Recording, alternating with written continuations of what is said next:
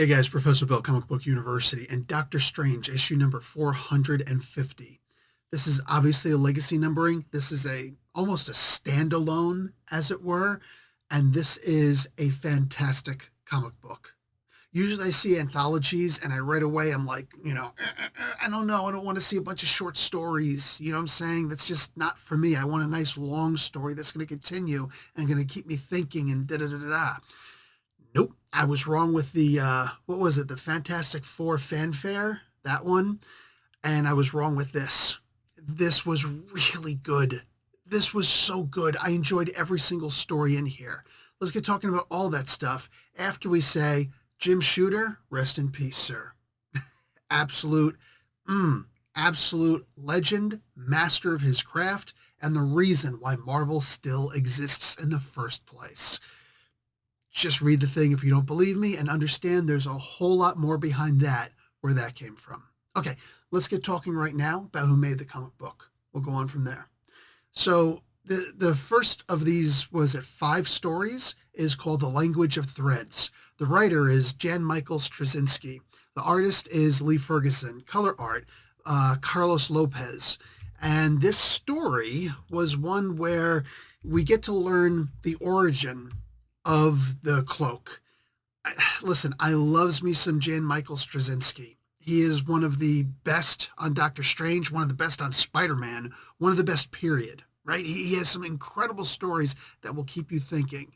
And sometimes other writers simply can't follow along with the thing he's doing, and they have to just kind of let his story drop as opposed to continuing it, because they know they're just not going to be able to continue such an incredible story, right? All the respect in the world. In regards to this particular one, I don't hate it, but I'm not the biggest fan of it. We get to understand what Doctor Strange's cloak is, and it's introducing a little bit too much into the story. Things that may or may not be used. I mean, it is what it is. There's a first appearance in this story. You get to see what his cloak actually looked like, and yes, who his cloak actually was. It's not the worst thing in the world. But honestly, if it were my decision, I'd have said no. I love this story, but I like this story, but I would love it more if you didn't make it an actual person. If you made it its own person, something who became a person, something that became a person. That would have been better for me. This was a little bit too, this does not seem like something that Straczynski would typically write. There's no thought to this. Not really. But yeah, it is what it is. Anyway, the next story is One Student at a Time. Writer is Ashley Allen, artist Ig Guara, and the colorist is Fabi Marquez. By the way, I should mention that the letterer is VC's Corey Petit for all of these things, and the cover art is by Lanil Francis Yu and Romulo Ferrero Jr. Whole bunch of variant covers for this also. Actually, not as many as I thought there would be. Ooh, but there is one by Mike Mignola. I'm just saying. Anyway, excuse me. And Stan Lee was created by Stan Lee was created by Doctor Strange was created by Stan Lee and Steve Ditko. Very important. Anyway, One Student at a Time features Ileana. I like the idea that Doctor Strange only teaches one student at a time for the most part, even if it's just a lesson here and there. And mind you, most of these are stories from his past, right? So most of them. The final one isn't, and we'll get to that in a few moments. So he's teaching Ileana Rasputin magic with a K, the way Llewellyn spells it. There's a funny joke there if you get it. Anyway, if not, then it's not important. This was a really fun story. I love the idea that Ashley Allen is so clearly a Dungeons and Dragons player, and I would game with this chick any day of the week. In fact, I have games every Friday if she's interested in joining via online. But holy crap, this was really good. This is a very simple, the weakest form of magic is alchemy, according to Doctor Strange. And I love that. I love that because I'm a huge fan, as dumb as it sounds, of Diablo. Not El Diablo, screw that guy, but Diablo himself, the Fantastic Four villain who uses alchemy to do all of his stuff. That's so perfect. I love that for this character. I love that for, the idea of what magic is. And why do I say that Ashley is clearly a Dungeons and Dragons player? because the very first thing that Doctor Strange tries to teach magic how to do, Ileana how to do, is to make a potion of healing. You'd figure this would be something that a cleric with alchemy would do, but whatever, I'm good with it. He's the sorcerer supreme, so all magic, right? At least the way Marvel looks at it, all kinds of magic. You know, the hedge magic, the sympathetic magic, you name it. Anyway, this was a really fun one. Very simple, very basic. It's a throwaway story, if anything, but it's one that you wouldn't want to throw away. You'd want to take a look at it, and you'd want to explore this even more. I love the idea of doing a young Ileana story. I know it maybe sounds a little bit silly, but mind you, I read the New Mutants when it first came out, and I remember Ileana from the original 4-issue miniseries where Storm was a sorceress supreme for the most part in Limbo. I remember, Nastrich, Sim, all these incredible characters when Ileana was young. As she got older, it was like, she's a little bit too frolicky. She's a little bit too sexual. She's a little bit too lots of things for me that it's your typical, a girl gone wild kind of thing. And I'm not a fan of girl gone wild stories. So that just doesn't appeal to me. But a young Ileana where she's trying to learn, she's still got her attitude though. She wants to rely solely on her soul sword, which is, it's magic, but it's not regular magic. It's not the kind of magic you need to be learning.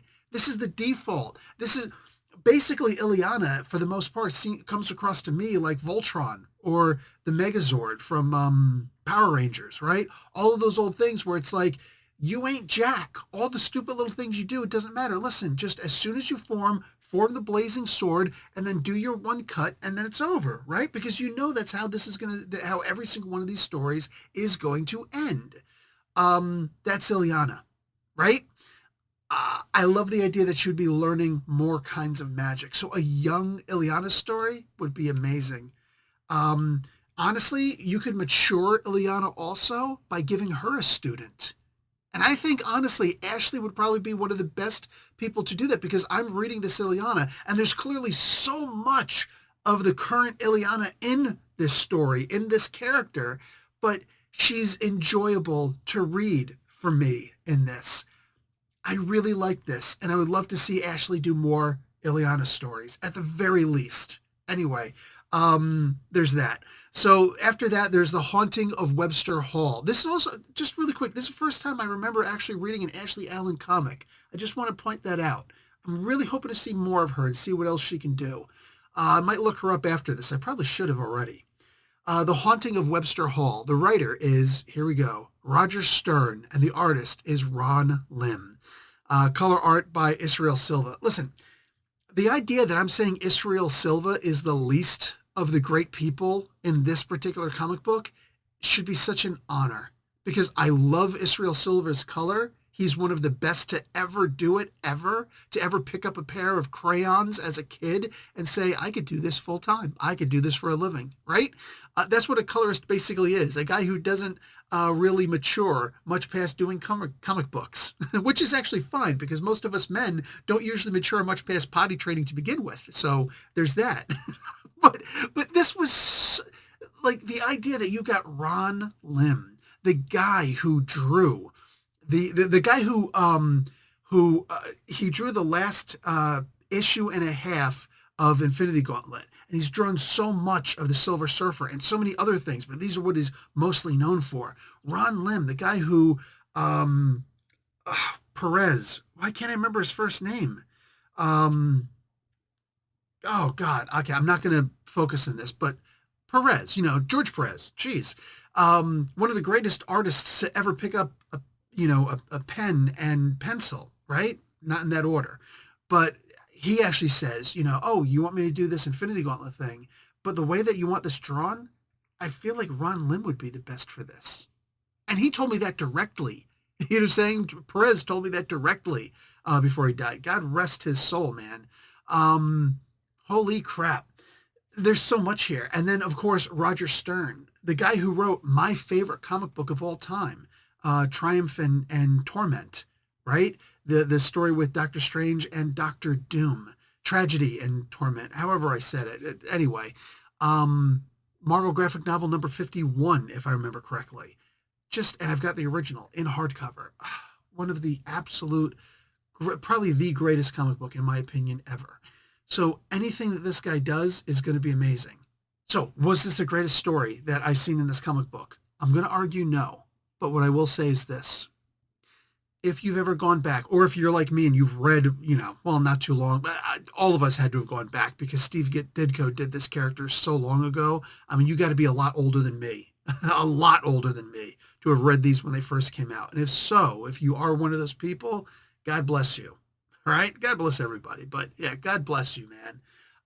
If you're still reading comic books, if you're listening to this review and you've read those comics when it first came out, God bless your soul, man. This literally felt like Steve Ditko came back from the dead, God rest his soul also, and wrote another one of his Doctor Strange comic books, one of his issues, these standalone and yet eternally connected original issues featuring Doctor Strange. This is some of the absolute best out there. Is it the best that everybody's going to read today? No, because back then things were done very differently, right? But for this, for what I know of Steve Ditko, this was such an honor, right? Such an honor to be able to sit here and read this comic book and feel like, even though it's very modern, it feels like one of those original stories that Ditko would have been telling if he would have lived past 92 and decided to come back to Marvel and pick up his character again.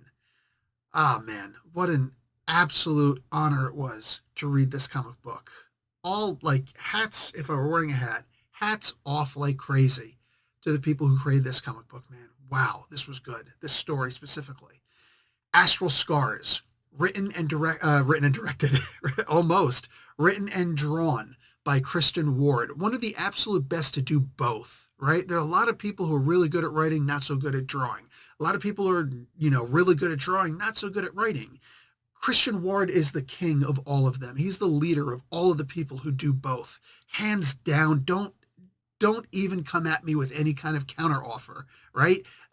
Literally the best, modern day at the very least. I mean, how are you going to argue with me on this, right? Feel free to, please, but maybe I'm wrong. But to me, Kristen Ward is just one of the best of the people that do that.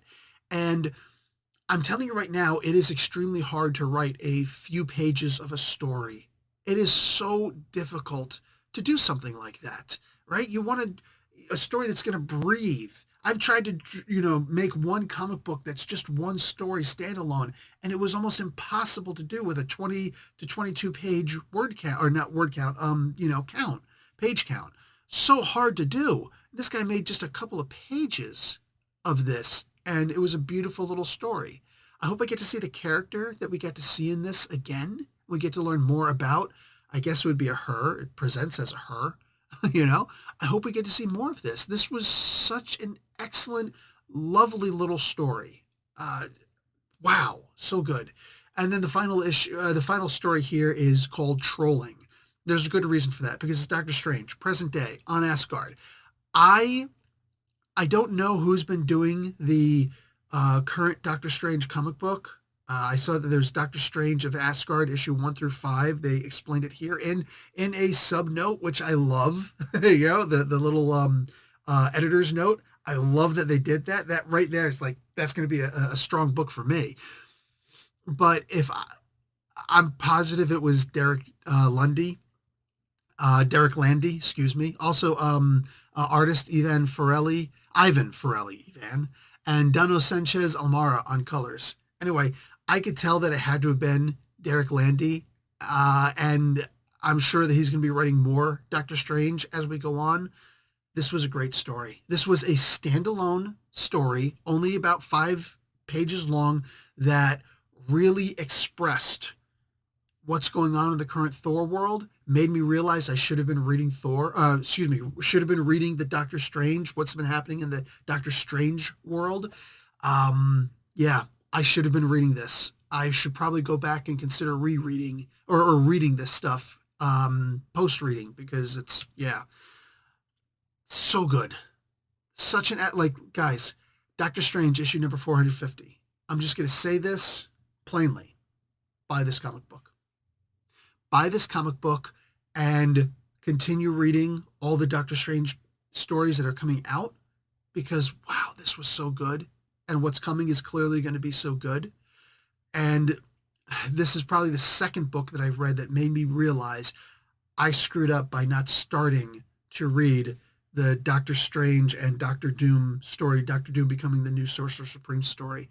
This is the second book, and this story particularly is that Derek Landy did, Trolling, is this little 5-6 page story that made me realize I should have been reading that from the very beginning.